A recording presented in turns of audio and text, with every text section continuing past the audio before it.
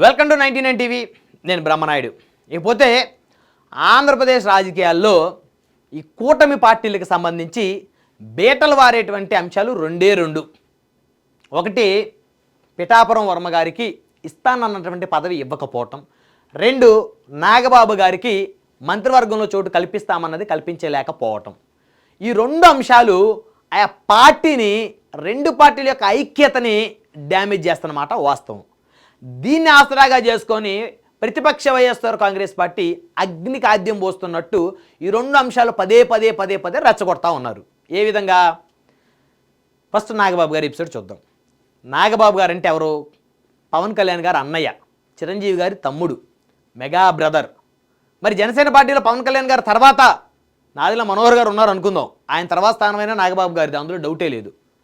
మరి అలాంటి నాయకుడికి 2024 ఎన్నికలప్పుడు టీడీపీ, జనసేన, బీజేపీ పొత్తులో భాగంగా అనకాపల్లి ఎంపీ సీటు ముందు ఆయనకి అనౌన్స్ చేశారు. వెంటనే మళ్ళీ ప్లేట్ ఫిరాయించారు. బీజేపీ ఆ సీటు తీసుకుంది, Anakapalli MP seat. So Nagababu గారు త్యాగం చేశారు. ఆయన మరి పొత్తుల్లో త్యాగాలకు సంబంధించి మొదటి త్యాగం నేనే చేస్తున్నాను, జనసేనాని కోసం, రాష్ట్ర భవిష్యత్తు కోసం అన్నారు. పాపం త్యాగం చేశారు, అందులో ఎలాంటి డౌట్ లేదు. ఆ త్యాగాన్ని గుర్తుపెట్టుకోకపోతే వాడు మనిషే కాదు. ఎందుకంటే నాగబాబు గారు చేసిన త్యాగం అలాంటిది. ఎవరు వదులుకోరు ఎంపీ సీటు. ఒకసారి అనౌన్స్ అయిన తర్వాత చచ్చినా ఎవడో వదులుకునే పరిస్థితి ఉండదు. అందులో ఆయన ఎవరు? పవన్ కళ్యాణ్ గారు అన్నయ్య. సరే, మరి పవన్ కళ్యాణ్ గారే ఆయన మభ్యపెట్టి ఈసారికి నువ్వు త్యాగం చేయి, ముందు మనమే చేయాలి, మన కుటుంబం నుంచే త్యాగం మొదలవ్వాలని చెప్పేసి ఆయన త్యాగం చేయించారు. అయిపోయింది. ఆ తర్వాత కూటమి ప్రభుత్వం 164 సీట్లతోటి అధికారంలోకి వచ్చింది చక్కగా. మరి అధికారంలోకి వచ్చిన తర్వాత రాజ్యసభ కొంతమంది రాజీనామా చేశారు. సో అవి కొత్త వాళ్ళకి ఇచ్చే క్రమంలో నాగబాబు గారు రాజ్యసభకి వెళ్ళిపోతున్నారని చెప్పేసి సో ఇక మీడియా, సోషల్ మీడియా మొత్తం కూడా విపరీతంగా ప్రచారం చేసేసాయి.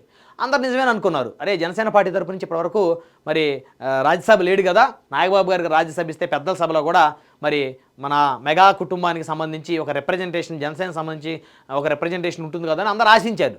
ఎందుకంటే ప్రజారాజ్యం ఎపిసోడ్ వస్తే ఎమ్మెల్యేలు గెలిచారు కానీ 18 మంది, ఒక్క ఎంపీ కూడా గెలవల.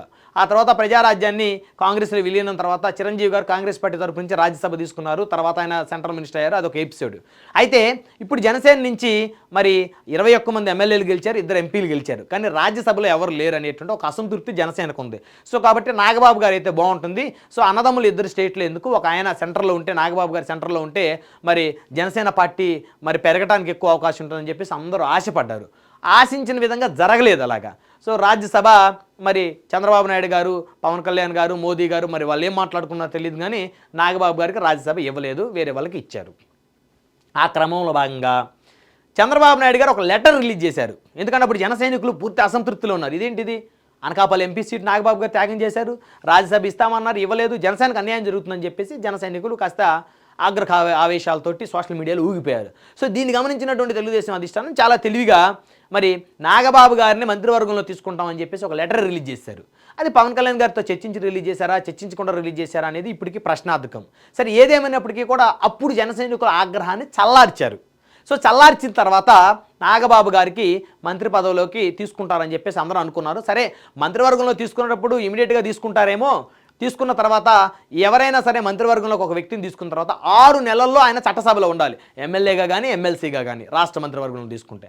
సో కాబట్టి 6 నెలలు అంటే ఇంకా టైం ఉంది కాబట్టి ఖచ్చితంగా ఈ 6 నెలల లోపు ఎమ్మెల్సీలు కూడా ఖాళీ అవుతుంది కాబట్టి ఆయనకి ఎమ్మెల్సీగా చేస్తారని అందరూ అనుకున్నారు. తర్వాత వెంటనే పవన్ కళ్యాణ్ గారు బాంబు పేల్చారు, ప్రెస్ మీట్ పెట్టి చెప్పారు, అందరిలాగా నేను చేయను రాజకీయాలు, మా అన్నయ్యని ముందు శాసన మండలిలోకి తీసుకున్న తర్వాత మంత్రివర్గంలో తీసుకుంటామని చెప్పేసి పవన్ కళ్యాణ్ గారు బ్రేక్ వేశారు. సరే, అందరూ జన సైనికులందరూ కూడా పోనీలే, మరి జనసేన అంటే ఇది కొత్త సిద్ధాంతం, సో కొత్త సిద్ధాంతాలతో వచ్చిన పార్టీ కాబట్టి అన్ని రాజకీయ పార్టీలతో పాటు జనసేన మనం కంపేర్ చేయకూడదని చెప్పేసి నాగబాబు గారిని ఎమ్మెల్సీ అయిన తర్వాత రాష్ట్ర మంత్రివర్గంలో తీసుకుంటారని జన సైనికులు ఆశించారు. సరే, అనుకున్నట్టుగానే నాగబాబు గారిని ఎమ్మెల్సీగా తీసుకున్నారు. ఎమ్మెల్సీగా తీసుకుని దాదాపు 3 నెలలు కావస్తుంది. ఇంతవరకు మరి నాగబాబు గారికి మంత్రి పదవి దక్కలేదు. ప్రతిరోజు ఒక పక్క వైఎస్ఆర్ కాంగ్రెస్ పార్టీ పవన్ కళ్యాణ్ గారికి మంత్రి పదవి అన్నకి ఇప్పించుకోవడం చేతగాట్లేదని ఒక ఆరోపణ. అదేవిధంగా పవన్ కళ్యాణ్ గారు అడుగుతున్నా కూడా చంద్రబాబు నాయుడు గారే ఇవ్వట్లేదు, తొక్కేస్తున్నారని ఇంకొక ఆరోపణ. అదేవిధంగా అసలు పవన్ కళ్యాణ్ గారే నాగబాబు గారిని తొక్కేస్తున్నారని ఇంకొక ఆరోపణ. ఇష్టానుసారంగా పుకార్లు పుట్టించేస్తా ఉంది వైఎస్ఆర్ కాంగ్రెస్ పార్టీ. సో ఇప్పుడు బాధ్యత ఎవరిది? చంద్రబాబు నాయుడు గారిది బాధ్యత. మీరు ఇస్తానన్నారా? ఇస్తానని లెటర్ రిలీజ్ చేశారా? ఎవరు రిలీజ్ చేయమన్నారు మిమ్మల్ని లెటరు? లేదు మా ఇష్టం మేము రిలీజ్ చేస్తాము అని అనుకుంటే దానికి ఇంకెవరేం సమాధానం చెప్పలేరు. ఇప్పుడు జన సైనికులు మరి ఆగ్రహావేశాలతో ఉన్నారు. నాగబాబు గారిని ఎందుకు ఇంత అన్యాయం చేస్తున్నారు? ఇంకో లెటర్ రిలీజ్ చేయాలి చంద్రబాబు గారు. మేము మంత్రివర్గంలో తీసుకుంటామన్నమాట వాస్తవమే, కానీ నేను పవన్ కళ్యాణ్ గారు ఆలోచించుకొని ఇద్దరు అన్నదమ్ములు క్యాబినెట్లు ఎందుకని చెప్పేసి నాగబాబు గారికి ఇంకా మంచి స్థానం కల్పించడం కోసం ఆయన్ని మంత్రివర్గంలో తీసుకోవట్లేదు, ఇంకొక అవకాశం ఆయన్ని మళ్ళీ నెక్స్ట్ ఇంకో ప్రమోషన్ ఇస్తాం పొలిటికల్గా అని చెప్పేసి ఇంకొక లెటర్ రిలీజ్ చేస్తే ఒక 4 రోజులు చర్చించుకుంటారు, 5వ రోజు నుంచి స్తబ్దుగా అయిపోతుంది. ఆ డిస్కషనే ఉండదు. కానీ ఎందుకు చేయట్లేదు చంద్రబాబు నాయుడు గారు? అంటే జనసేన వీక్ చేయాలనే. సో ఇప్పుడు ఇలాంటప్పుడు పవన్ కళ్యాణ్ గారు కూడా రెస్పాండ్ అవ్వాలి. ఇద్దరు కలిసి మాట్లాడుకొని చంద్రబాబు గారు పవన్ కళ్యాణ్ గారు ఒక అండర్స్టాండింగ్కి వచ్చి నాగబాబు గారి విషయం తేల్చేశారనుకోండి, వెంటనే అసలు ఆ ఇష్యూ మీద డిస్కషన్ రాదు. మీడియా కానీ సోషల్ మీడియా కానీ ఎవరు డిస్కస్ చేయాల్సినటువంటి అవసరం లేదు.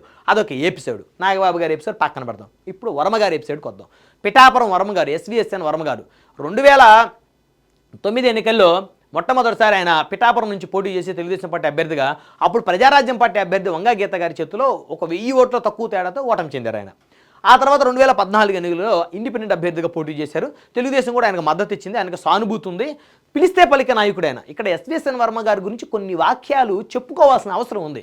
ఆయన పిలిస్తే పలుకుతాడు. అర్ధరాత్రి ఏ కార్యకర్త ఫోన్ చేసినా ఫోన్ ఎత్తి మాట్లాడతాడు పిఠాపురం వర్మ గారు, అందులో డౌటే లేదు. లీడర్షిప్ క్వాలిటీస్ పుష్కలంగా ఉన్నటువంటి నాయకుడు. ఎందుకంటే మంచిని మంచి అని చెప్పుకోవాలి, చెడుని చెడు అని చెప్పుకోవాలి. సో పిఠాపురం వర్మ గారు అర్ధరాత్రి ఎవరు ఫోన్ చేసినా పలుకుతాడు, ఎవరికి ఏ కష్టం వచ్చినా వెంటనే రెస్పాండ్ అవుతాడు. సో అది ఆయన నేచరు, ఆయన నాయకత్వ లక్షణం. అది పక్కన పెట్టేద్దాం. అయితే 2014లో ఇండిపెండెంట్గా గెలిచిన తర్వాత తెలుగుదేశం పార్టీ తీర్థం మళ్ళీ టీడీపీలోకి వెళ్ళారు. టీడీపీ ఎమ్మెల్యేగా కొనసాగారు. 2019 ఎన్నికల్లో మళ్ళీ పోటీ చేశారు. పోటీ చేసి ఈసారి ఆయన వంగా గీత గారు, అంటే ఆవిడ కాకినాడ ఎంపీగా పోటీ చేశారు. అదేవిధంగా పెండం దొరబాబు గారు వైఎస్ఆర్సీపీ ఎమ్మెల్యేగా పోటీ చేశారు. ఎందుకంటే ఒకసారి ఆయన వంగ గీత గారి చేతుల్లో ఓడిపోయారు 2009లో.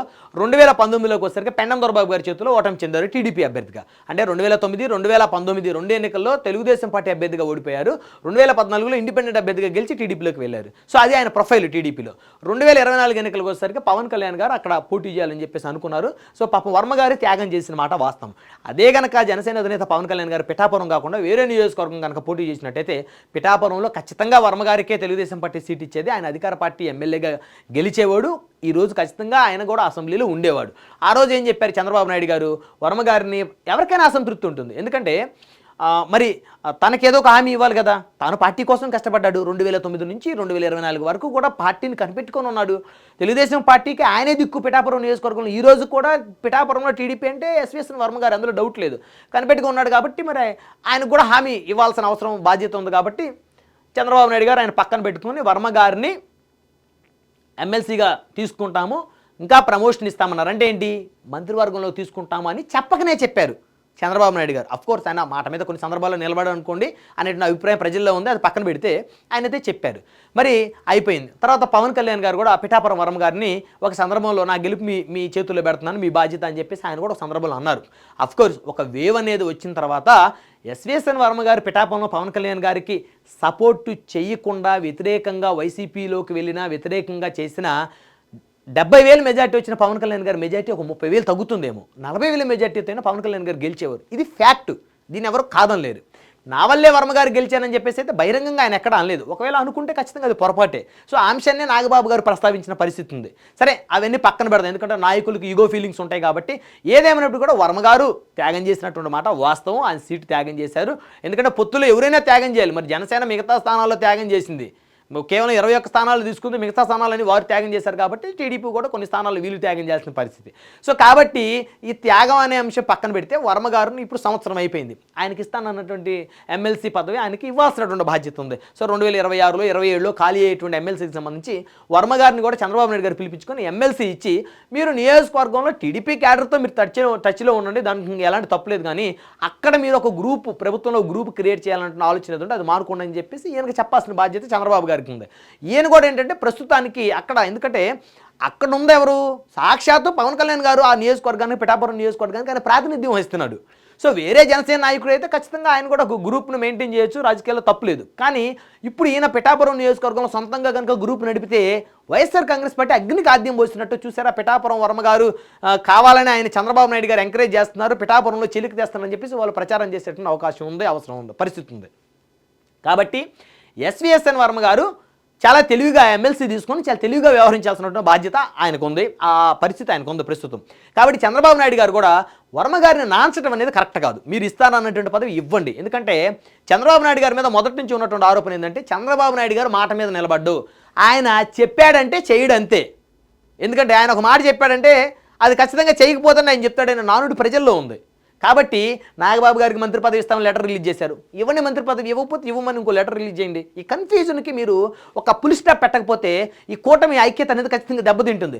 అధికారంలోకి వచ్చాం కదా, మాదేముంది, మమ్మల్ని ఎవరన్నా ప్రశ్నిస్తే వాళ్ళ మీద మేము కోవట్లని ముద్రేస్తామంటే అది మీ అమాయకత్వమే అవుతుంది. ఎందుకంటే ప్రజలు అంత పిచ్చోలు కాదు ఈ రోజుల్లో ప్రజలకి ఈచ్ అండ్ ఎవ్రీథింగ్ కూడా వారికి ఒక ఆలోచన ఉంది. మీడియా కొన్ని చూపించకపోయినా సోషల్ మీడియాలో వాస్తవాలన్నీ తెలుసుకుంటున్నారు. కాబట్టి నాగబాబు గారిని మంత్రివర్గంలో తీసుకోండి ఇమీడియట్గా. పిఠాపురం వర్మ గారికి ఆయనకి ఇస్తానన్నటువంటి ఎమ్మెల్సీ పదవి ఆయనకి ఇవ్వండి. ఇంకా ఆయనకు గౌరవమైనటువంటి స్థానాన్ని కల్పించండి, ఒక క్యాబినెట్ హోదాను ఆయన కూడా కల్పించండి. ఈ యొక్క సస్పెన్షన్కి తెరదీయండి ఈ గొడవలు, ఈ పంచాయతీలు. ఎందుకంటే నాగబాబు గారికి మంత్రి పదవి రాలేదని చెప్పేసి జనసేన వాళ్ళు రోజు గొడవ చేస్తూ ఉంటారు. వాళ్ళు చేయకపోయిన వైసీపీ వాళ్ళు అగ్నికి ఆద్యం పోస్తారు. పిఠాపురం వర్మ గారికి ఎమ్మెల్సీ ఇవ్వకపోతే ఆయన అసంతృప్తితోనే ఉంటాడు. అవసరమైతే ఆయన అసంతృప్తి హద్దులు దాటిందంటే ఇంకా ఆయన అవసరమైతే తెలుగుదేశం, జనసేన ఈ రెండు పార్టీలకు సంబంధించి దాన్ని బ్రేక్ చేయాలన్న ఆలోచన కూడా ఆయనకు వస్తుంది. ఎందుకంటే ఎవరికి నొప్పి తెలిస్తే ఎవరికి బాధ పడితే వారికి తెలుస్తుంది ఆ నొప్పి. కాబట్టి వర్మ గారిని తక్కువ చేయటం కానీ లేకపోతే ఆయనకి అన్యాయం చేయాలని అనుకోవటం కూడా పొరపాటు. ఇది ఆయన ఖచ్చితంగా ఆయన త్యాగం చేశాడు, చంద్రబాబు గారి మాట విన్నాడు, ఆయన ఇబ్బంది పడుతున్నాడు, ఆయనకి ఉంటుంది కదా. ఎందుకంటే ఆయన బలమైన లీడర్, ఆయన ఆషామాషి లీడర్ కాదు. ఆయన పిలిస్తే పలికే నేత, అర్ధరాత్రి అయినా క్యాడర్కి అందుబాటులో ఉంటాడు. కాబట్టి ఆయన కూడా గౌరవించుకోవాలి. కాబట్టి ప్రస్తుతానికి ఆయనకి ఇస్తానన్న ఎమ్మెల్సీ, నెక్స్ట్ ఖాళీ అయిపోయే ఎమ్మెల్సీలు ఆయనకు కూడా ఇచ్చి ఆయనకి కొంచెం నచ్చజెప్పి బుజ్జగించి మరి తెలుగుదేశం పార్టీ ప్రభుత్వంలో రాష్ట్ర స్థాయిలో ఆయనకి ఏదైనా పదవి కల్పిస్తే ఆ నియోజకవర్గం నుంచి కొంచెం బయటకు వస్తాడు ఆయన. లేకపోతే నియోజకవర్గంలో ఉంటే రోజు గొడవలు అవుతాయి జనసేనకి తెలుగుదేశానికి. గతంలో ఎన్నో గొడవలు అయినాయి. నాగబాబు గారు పిఠాపురం వెళ్తే మరి వర్మగారు అనుచరులు అందరూ కూడా ఎక్కడికక్కడ ప్లకార్డులు పట్టుకొని డౌన్ నాగబాబు అంటూ, వర్మగారు నాయకత్వం జిందాబాద్ అంటూ. అంటే ఏంటి డిస్టర్బెన్సెస్ ఏంటి? దీనికి కారణం ఎవరు? చంద్రబాబు గారే దీనికి కారణం. ఈ గొడవలకి పంచాయతీలు ఆయనే పెడతాడు, ఆయనే చిచ్చు పెట్టి చూస్తూ ఉంటాడు అనమాట. కాబట్టి ఇవన్నీ కూడా ఈ సస్పెన్షన్స్కి మీరు తెరతీయాలి. ఈ గొడవలకి పంచాయతీలు ఫుల్ స్టాప్ పెట్టాలంటే నాగబాబు గారికి న్యాయం చేయండి, వర్మ గారికి న్యాయం చేయండి అని చెప్పేసి ప్రజలైతే కోరుకుంటున్నారు. చూద్దాం మరి చంద్రబాబు నాయుడు గారు ఆయన చెప్పాడంటే చేయడంతే. కాబట్టి ఈసారైనా చెప్పాడంటే చేస్తాడని చెప్పేసి మరి ప్రజలు కూడా ఆశిస్తూ ఉన్నారు.